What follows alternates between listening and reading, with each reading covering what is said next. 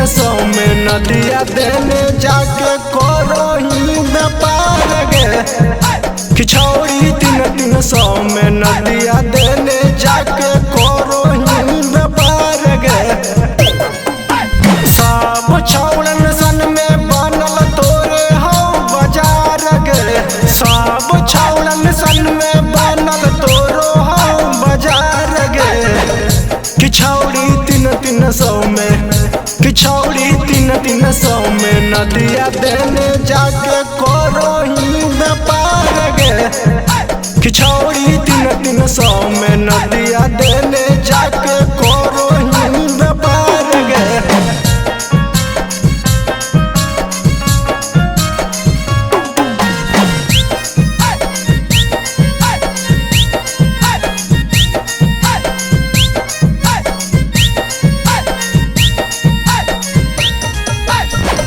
अब बननी की हाथी बचपने से खिलाड़ गे।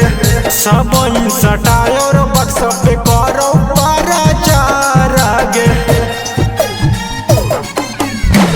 अब बननी की हाथी बचपने से खिलाड़ गे।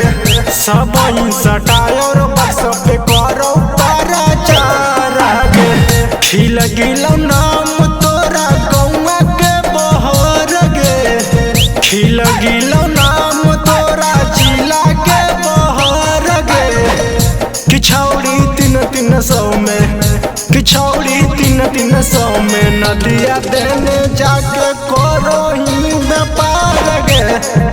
कि छौड़ी तीन सौ में नदिया देने जाके करोही व्यापार गे।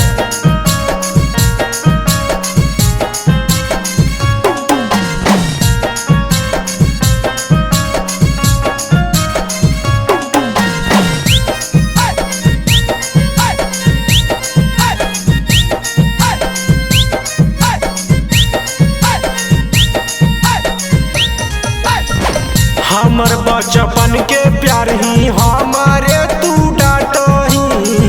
हमर याराबा भैबा के बरसाती नियन बाटही। सुनगे छिना हमर बचपन के प्यार ही हमारे तू डाटही।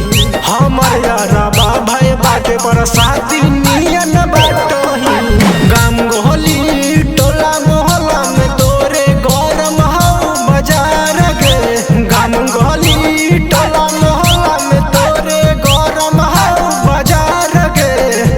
कि छौड़ी तीन सौ में, कि छौड़ी तीन सौ में तू बेचही अपन कच्चा अचार गे। कि छौड़ी तीन सौ में बेचही